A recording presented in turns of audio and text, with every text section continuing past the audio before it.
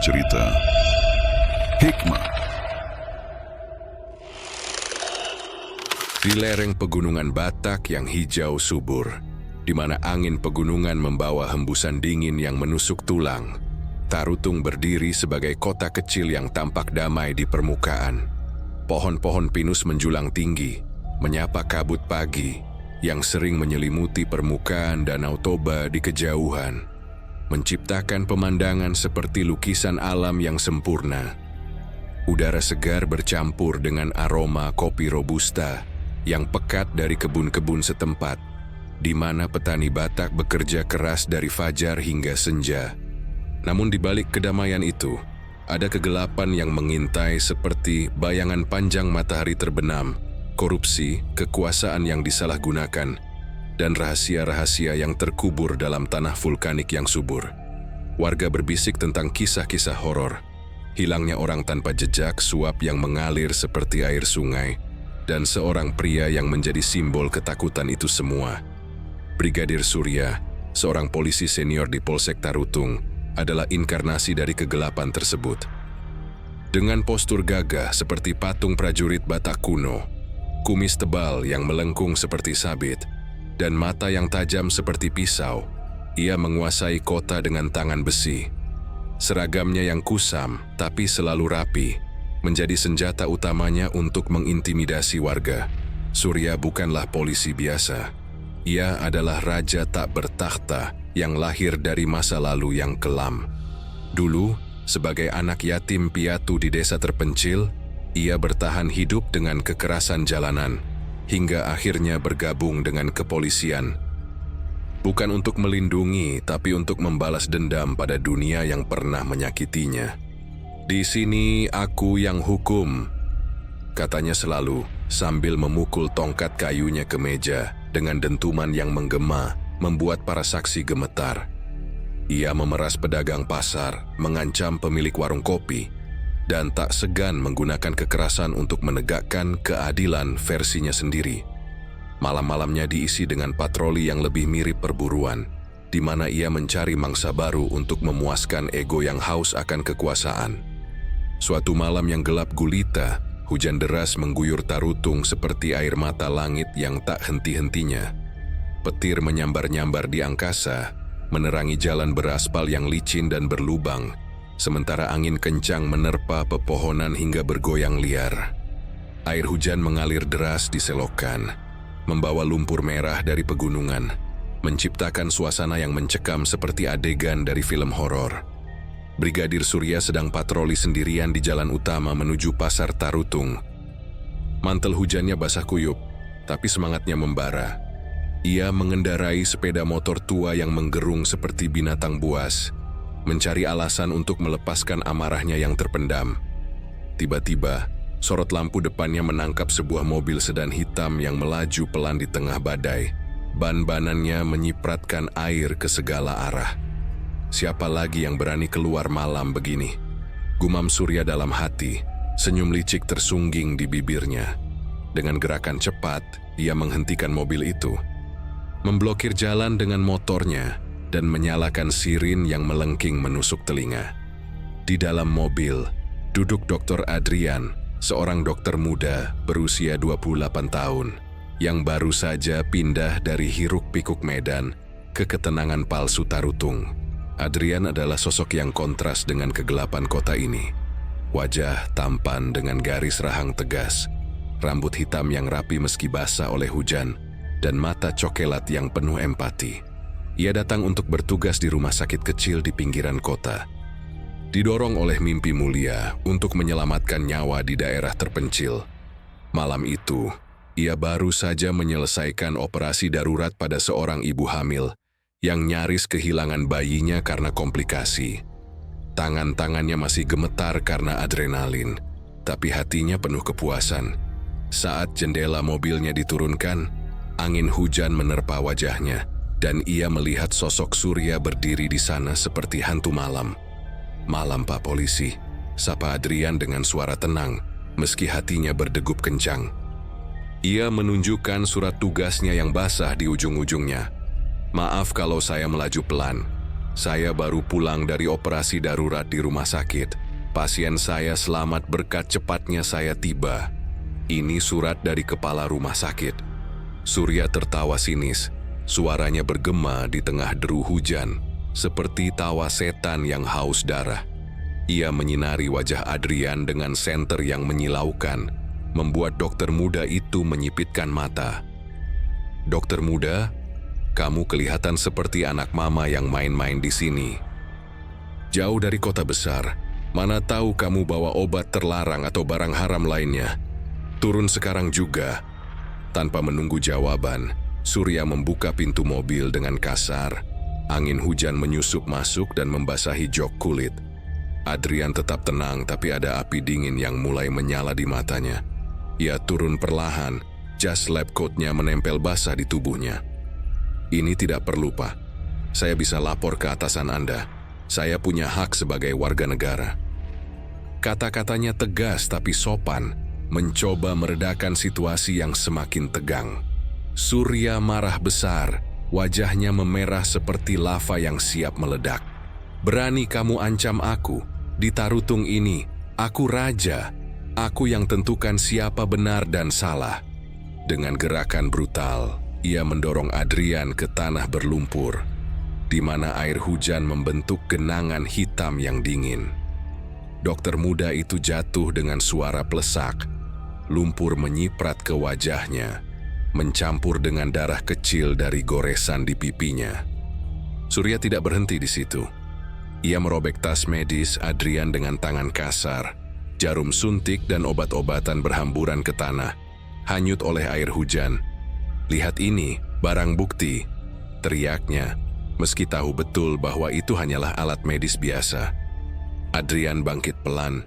Tubuhnya gemetar karena dingin dan amarah yang terpendam. Matanya menatap Surya dengan tatapan yang menusuk, seperti pisau bedah yang siap membedah kebusukan. "Anda akan menyesal, Pak. Ini baru permulaan."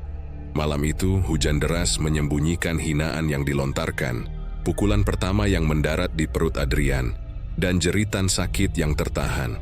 Petir menyambar lagi, menerangi adegan kekerasan itu sejenak, sebelum kegelapan menelan semuanya kembali.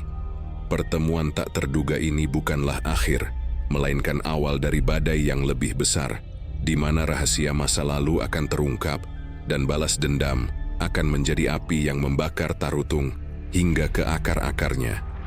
Pagi menyingsing di Tarutung dengan lambat, seolah-olah matahari enggan menyaksikan luka yang ditinggalkan oleh malam sebelumnya.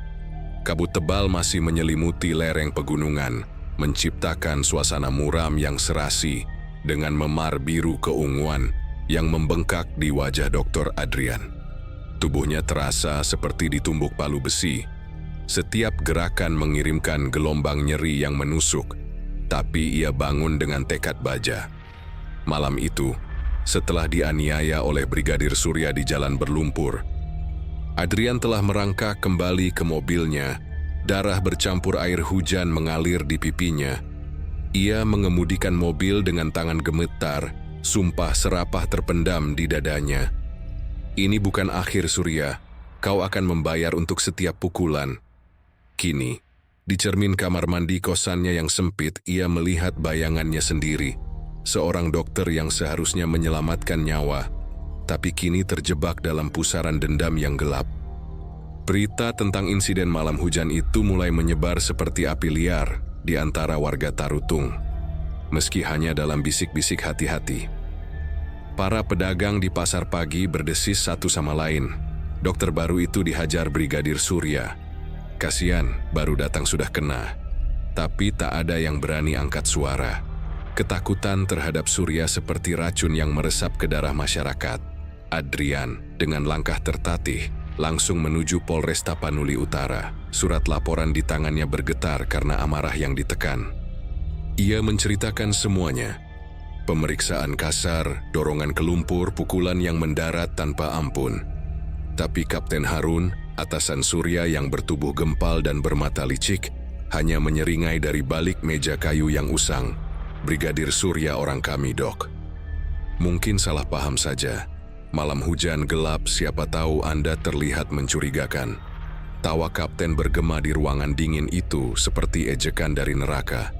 Kembalilah ke rumah sakit rawat pasien Anda. Ini Tarutung, bukan Medan.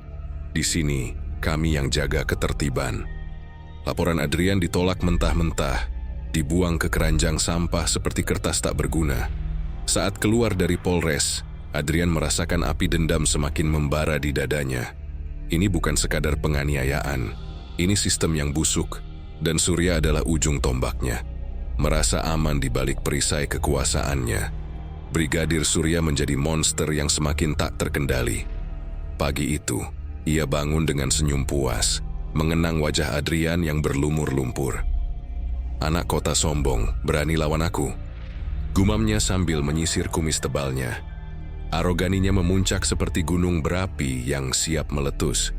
Ia mulai mampir ke rumah sakit kecil di pinggiran kota, tempat Adrian bertugas, seolah-olah itu wilayah kekuasaannya. Dengan tongkat kayu di tangan, ia berjalan mondar-mandir di koridor berbau obat, mengganggu pasien yang sedang mengantre. "Hei perawat, mana dokter baru itu? Suruh dia bikin kopi buat aku," teriaknya, suaranya menggema seperti guntur. Saat Adrian muncul, dengan jas putih yang rapi meski wajahnya masih memar, Surya menampar bahunya dengan keras di depan para perawat yang gemetar. "Ini hukumanmu karena sok pintar kemarin malam, lain kali hormati polisi." Adrian tersenyum tipis, tapi matanya seperti lubang hitam yang menelan cahaya. Ia menyajikan kopi itu, tapi dalam hati ia membayangkan bagaimana racun bisa bercampur di dalamnya. Adrian tetap diam di permukaan, tapi di balik senyum sopannya, ada rencana gelap yang mulai terbentuk seperti jaring laba-laba yang rumit. Sebagai lulusan terbaik dari Fakultas Kedokteran di Medan, ia bukanlah orang biasa. Masa lalunya adalah cerita kelam yang ia sembunyikan dengan sempurna. Tumbuh sebagai anak yatim piatu di panti asuhan yang keras, di mana kekerasan adalah makanan sehari-hari.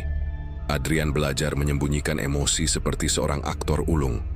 Ia pernah menyaksikan ayah angkatnya dianiaya oleh preman jalanan, dan sumpah itu lahir. Tak ada lagi yang boleh menyakitinya tanpa konsekuensi. Di Tarutung, ia mulai mengamati Surya dengan teliti, seperti seorang ilmuwan mempelajari spesimen beracun. Siang hari ia mencatat kebiasaan Surya, minum arak di warung pinggir jalan dan mabuk, keluarganya yang tinggal di desa terpencil di lereng gunung, seorang istri yang ketakutan dan anak kecil yang jarang tersenyum, serta teman-temannya sesama polisi yang sama korupnya. Malam-malam, di kamar kosannya yang sederhana, dengan dinding retak dan lampu redup, Adrian duduk di meja kayu usang, menulis catatan detail tentang korban potensialnya. Buku catatannya penuh sketsa rute patroli Surya, titik lemah tubuh manusia yang bisa ia eksploitasi dengan pengetahuan medisnya. Arogan seperti dia pantas belajar pelajaran, gumamnya pada cermin yang berkabut, sambil memegang pisau bedah yang berkilau di bawah cahaya lilin. Cahaya itu memantul seperti janji balas dendam, mengingatkannya pada pukulan pertama di malam hujan itu. Sekarang, giliran ia yang akan memukul balik. Tapi dengan cara yang lebih halus, lebih mematikan.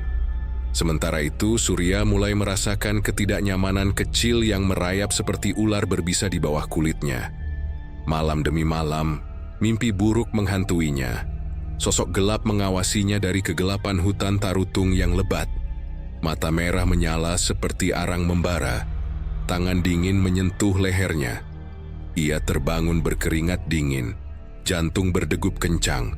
Tapi ia anggap itu hanya kelelahan dari patroli malam atau arak yang terlalu banyak.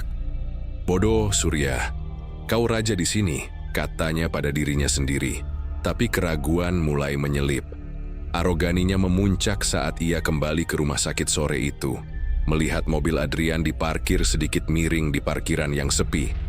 Dengan amarah yang membara seperti api neraka, ia menunggu Adrian keluar, lalu menyerang tanpa peringatan. "Mobilmu parkir sembarangan. Kau pikir kau siapa?" teriaknya. Pukulan tinjunya mendarat di perut Adrian, membuat dokter itu terhuyung dan jatuh ke aspal basah. Darah mengalir dari bibirnya yang pecah, tapi warga yang lewat hanya menunduk, tak berani campur. Ketakutan telah membungkam mereka. Adrian bangkit pelan, tubuhnya bergetar, tapi matanya penuh dendam tersembunyi yang seperti badai yang akan datang. "Anda akan menyesal, Pak Surya, lebih dari yang Anda bayangkan." Kata-kata itu terucap pelan seperti bisikan angin sebelum topan, meninggalkan Surya dengan rasa dingin yang aneh di punggungnya. Malam itu, saat hujan mulai turun lagi, Tarutung terasa lebih gelap, dan benih balasan dendam mulai bertunas, siap merobek kedamaian palsu kota kecil itu menjadi serpihan-serpihan. Beberapa minggu berlalu sejak penganiayaan brutal di parkiran rumah sakit, di mana darah Adrian membasahi aspal basah dan sumpah dendamnya bergema dalam diam. Tarutung, kota kecil yang dulu tampak damai, kini terasa seperti kandang binatang buas yang saling mengintai. Kabut pagi semakin tebal, seolah-olah alam sendiri ikut menyembunyikan rahasia gelap yang mulai merayap. Brigadir Surya yang dulu berjalan dengan dada membusung seperti raja tak terkalahkan, kini mulai merasakan retakan di benteng aroganinya. Mimpi buruk yang dimulai setelah malam hujan itu semakin sering datang, membangunkannya dengan keringat dingin dan jeritan yang tertahan. "Ini cuma khayalan," gumamnya setiap pagi, tapi matanya yang merah karena kurang tidur menceritakan cerita lain. Ia tak tahu bahwa benih paranoia itu ditanam oleh tangan dingin Dr. Adrian, yang dari balik bayangannya mengawasi setiap langkah Surya, seperti pemburu yang sabar menunggu mangsanya lelah. Malam-malam di Tarutung semakin mencekam, dengan angin pegunungan yang berhembus seperti bisikan arwah leluhur Batah. Surya pulang larut dari tugas patroli, melewati jalan berliku di antara pepohonan pinus yang gelap dan menjulang seperti jari-jari raksasa yang siap mencengkeram. Ban mobil patroli tuanya menyipratkan kerikil, dan suara mesin yang menggerung tak cukup menutupi degup jantungnya yang semakin kencang. Ia merasa diikuti, langkah kaki samar di belakang. Bayangan yang melintas di pinggir jalan, napas dingin yang menyentuh tengkuknya. Setiap kali ia menoleh dengan cepat, senter di tangannya menyapu kegelapan, tapi hanya angin yang berhembus, membawa aroma tanah basah dan daun pinus yang busuk. "Siapa di sana?" teriaknya suatu malam, suaranya bergema di hutan sunyi, tapi jawaban hanya keheningan yang mengejek. Di rumahnya yang sederhana di pinggir kota, sebuah bangunan kayu tua dengan atap seng yang bocor. Ia tiba dengan tubuh gemetar. Pintu depan terbuka sedikit. Angin malam menyusup masuk seperti pencuri. Di ambang pintu, tergeletak sebuah surat anonim. Amplopnya kusam dan tanpa cap pos. "Aku tahu apa yang kau lakukan pada dokter itu di malam hujan. Pukulanmu, hinaanmu, semuanya. Bayarannya akan datang lambat laun seperti darah yang mengalir pelan dari luka bedah." Surya tertawa paksa. Suaranya serak seperti anjing yang terluka, lalu membakar surat itu di tungku dapur. Api menjilat kertas, tapi panasnya tak cukup menghangatkan dingin yang merayap di tulang punggungnya. Tidurnya tak nyenyak lagi. Mimpi tentang wajah Adrian yang tersenyum dingin di balik lumpur malam itu menghantuinya, membuatnya terbangun dengan jeritan yang membangunkan istri dan anaknya di kamar sebelah. Kemudian, hal-hal aneh mulai terjadi seperti kutukan yang bangkit dari makam kuno Batak. Teman polisi Surya, Brigadir Tony, sosok yang ikut mengganggu Adrian di rumah sakit, menampar bahunya dan tertawa saat dokter itu menyajikan kopi. Hilang secara misterius. Tony terakhir terlihat minum arak di warung pinggir jalan, tempat favorit Surya, sambil membual tentang dokter kota sombong yang sudah kami ajari sopan santun. Pagi harinya, tubuhnya ditemukan mengapung di tepi sungai Batang Gadis. Air keruh yang mengalir deras dari pegunungan, membawa mayatnya seperti korban persembahan. Luka di tubuhnya presisi seperti karya seniman gila. Sayatan halus di arteri utama, membuatnya kehabisan darah pelan-pelan tanpa perlawanan, seolah-olah ia mati dalam mimpi.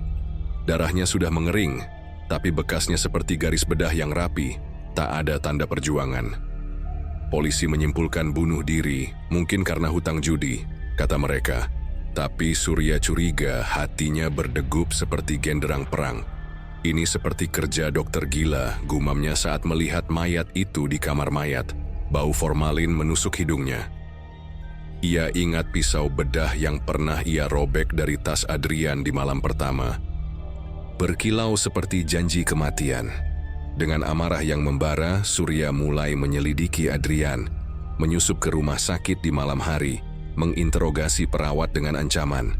Tapi dokter muda itu selalu punya alibi sempurna, sedang operasi darurat pada pasien di desa terpencil sekitar Tarutung, atau mengunjungi warga sakit di lereng gunung yang sulit dijangkau.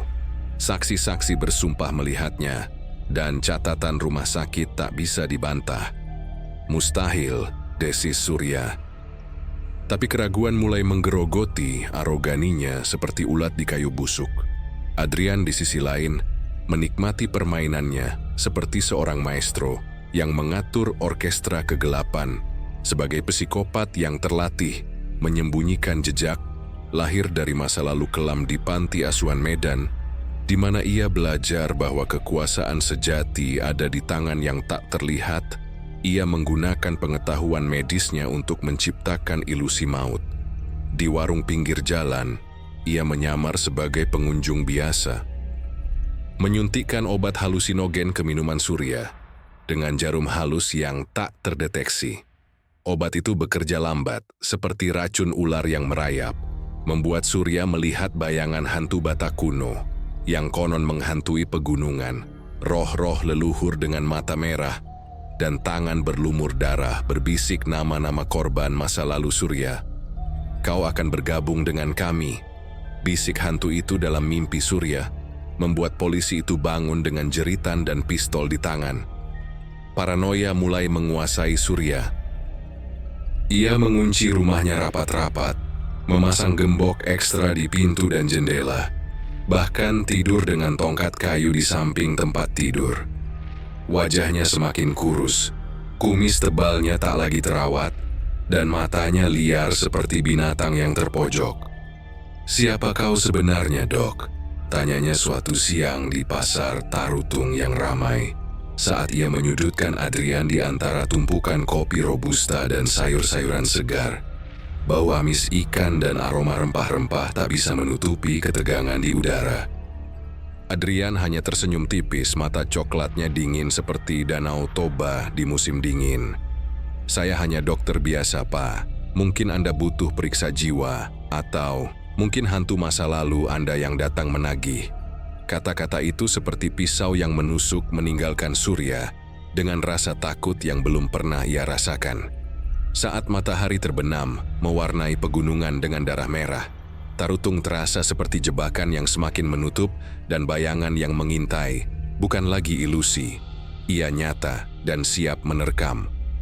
Beberapa hari setelah pertemuan tegang di pasar Tarutung, di mana bisikan Adrian tentang hantu masa lalu meninggalkan Surya dengan rasa dingin yang merayap seperti kabut pegunungan, paranoia polisi itu mencapai puncaknya.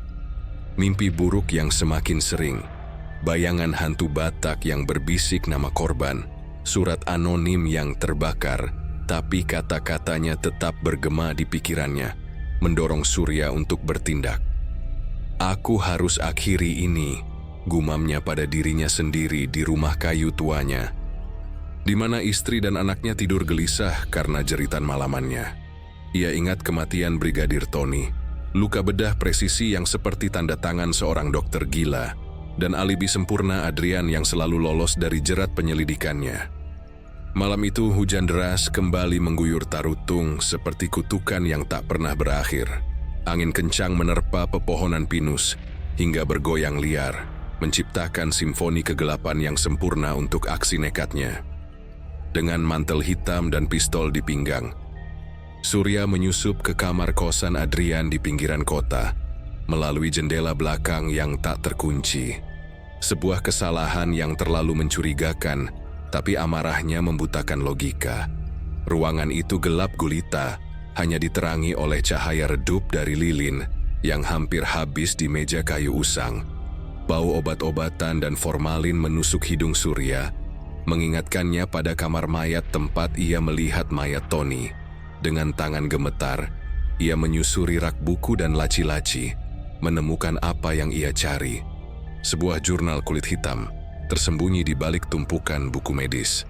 Halaman-halaman itu penuh catatan detail, tulisan tangan rapi seperti catatan operasi, tapi isinya adalah mimpi buruk yang hidup. Korban 1, pasien di Medan, hilang setelah operasi apendisitis. Luka insisi dibuat lebih dalam. Darah mengalir pelan seperti sungai Batang Gadis. Korban 2, teman di panti asuhan, bunuh diri setelah konflik kecil. Obat halusinogen membuatnya melompat dari atap. Surya gemetar membaca. Jantungnya berdegup seperti genderang perang Batak kuno. Ternyata, Adrian bukanlah dokter penyayang yang baru pindah. Ia adalah psikopat serial yang menyamar dengan sempurna. Lahir dari trauma masa kecil di panti asuhan keras di Medan. Ayah angkatnya yang abusif telah membentuknya menjadi monster house control yang menargetkan orang-orang arogan seperti Surya untuk mendidik mereka dengan cara sadis, persis seperti yang ia rencanakan sejak malam hujan pertama. Ketika pukulan Surya membangkitkan iblis di dalam dirinya, jurnal itu juga mencatat Surya sendiri. Subjek, brigadir arogan. Pelajaran, rasa sakit lambat, seperti yang ia berikan di parkiran rumah sakit. Sebelum Surya bisa menyimpan jurnal itu dan kabur, pintu kamar berderit terbuka pelan, seperti bisikan maut. Adrian berdiri di ambang pintu, siluetnya diterangi kilat dari luar. Wajah tampannya terdistorsi oleh senyum dingin yang seperti topeng kematian. Anda terlalu penasaran, Pak Polisi. Seperti yang saya prediksi. Ternyata Adrian sudah tahu Surya akan datang.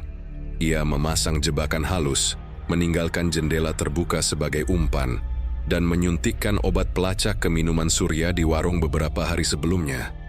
Dengan jarum suntik yang berkilau di tangan kanannya, Adrian melangkah masuk. Mata coklatnya menyala seperti api neraka. Anda pikir saya tak siap? Saya sudah amati Anda sejak malam pertama. Ketika Anda dorong saya ke lumpur dan pukul saya seperti binatang, itu membangunkan sesuatu di dalam saya. Sambil mendekat, Adrian menceritakan masa lalunya dengan suara tenang yang mencekam, seperti dokter yang menjelaskan diagnosis mematikan. Ayah angkat saya di panti asuhan Medan. Ia abusif, memukul saya setiap hari. Saya bunuh dia dengan pisau bedah pertama saya. Sayatan presisi, darah mengalir pelan. Lalu saya larikan diri ke Tarutung untuk memulai proyek baru. Orang seperti Anda, yang sombong dan menganiaya, pantas diajari. Anda menghina saya, memukul saya di depan perawat, membuat saya ingat masa lalu. Sekarang, giliran saya mengajari Anda rasa sakit yang sebenarnya, lebih dari mimpi buruk yang saya tanam di kepala Anda. Surya berusaha melawan, tangannya meraih pistol, tapi Adrian lebih cepat. Jarum suntik menusuk lehernya seperti sengat kalajengking. Obat paralisis merayap cepat ke seluruh tubuhnya.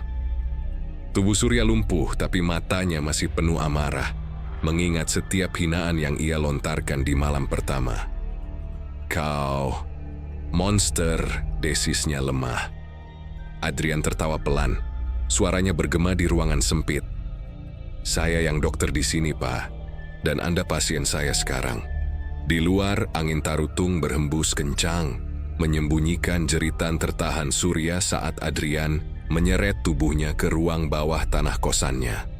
Sebuah kamar rahasia yang ternyata adalah ruang operasi improvisasi. Lengkap dengan alat-alat medis curian dari Rumah Sakit Medan. Meja bedah berkarat, lampu sorot redup, dan botol-botol obat yang berbaris seperti tentara kematian. Dindingnya penuh foto polaroid korban masa lalu, termasuk sketsa Surya dengan tanda silang merah. Tapi Adrian tak puas dengan akhir di ruang bawah tanah. Ia ingin dramatis, seperti akhir cerita horor Batak. Dengan Surya yang setengah sadar diikat di kursi belakang mobilnya, Adrian mengemudikan ke puncak pegunungan Tarutung.